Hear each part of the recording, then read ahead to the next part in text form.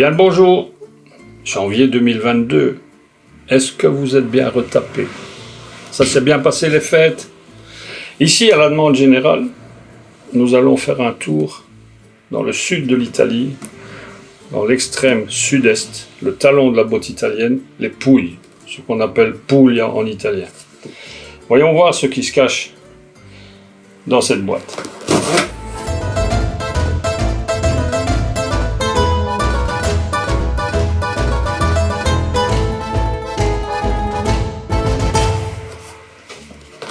Allons commencer par le nord de la région, dans la région de Foggia, avec un monocépage Falanghina. Le vin s'appelle Alta Falanghina.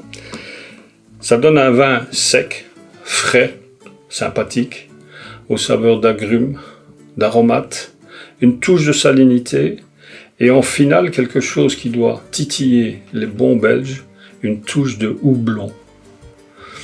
Ça donne quelque chose d'appétissant qui va très bien avec tout ce qui est salade composée, entrée froide, plat issu de la mer et, peu de gens le savent, la pizza. La pizza demande du blanc, soyez-en sûrs, et ça c'est parfait sur la pizza. Si nous allons un peu plus bas, nous descendons un peu au nord de Bari, dans la région de Castel del Monte. Le Castel del Monte, c'est un endroit mythique en Italie. C'est là que se trouve le château octogonal de Frédéric II Barberousse. Et la légende dit que le trésor des Templiers s'y trouverait. Généralement, on le trouve après 2 bouteilles de ça. J'ai jamais essayé.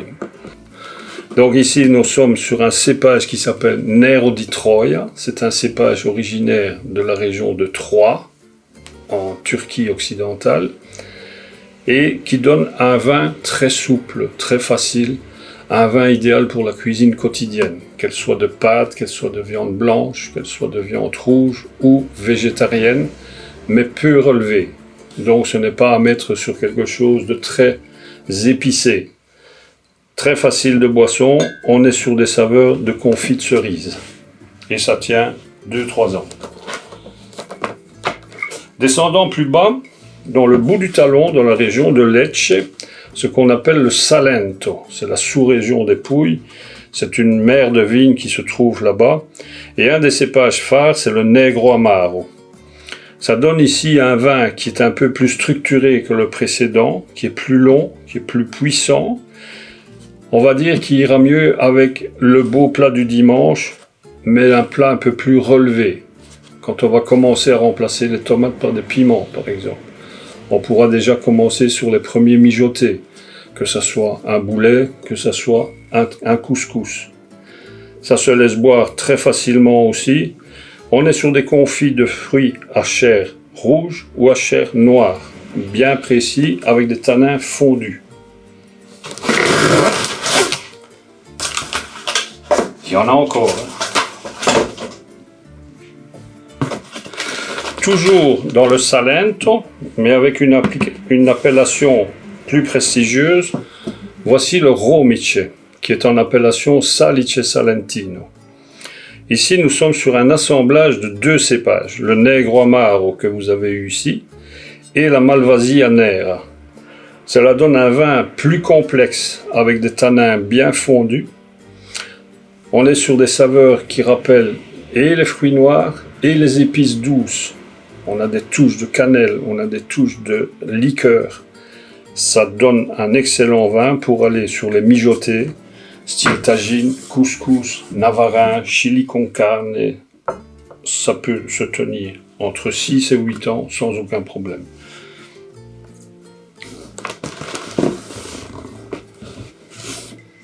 Toujours dans la même région, voici le cru principal du Salento, c'est le Primitivo di Manduria, avec le cépage roi de cette région-là, le Primitivo.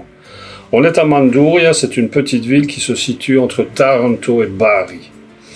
Là, on rejoint toutes les caractéristiques des 3 vins précédents, mais en puissance 4. Donc le vin est riche de saveurs, riche de fruits noirs, riche d'épices douces, de cannelle, de girofle, de cumin, et ça va remarquablement sur tous les plats qui sont aussi avec une énorme richesse de saveurs. Donc tout ce qui est complexe, tout ce qui est mijoté, mouillé, tout ce dont on a parlé précédemment, mais en meilleur. Et on va terminer par une rareté pour beaucoup de gens dans cette région-ci. Dans le sud de l'Italie, il fait très chaud. Et très souvent, pendant les vendanges, les raisins vendangés contiennent énormément de sucre.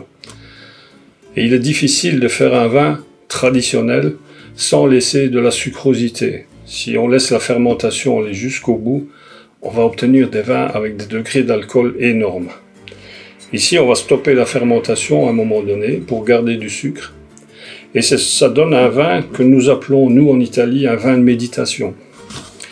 C'est un assemblage de 3 cépages traditionnels. Vous avez du Primitivo, du Negro Amaro et de l'Aglianico en vendange tardive.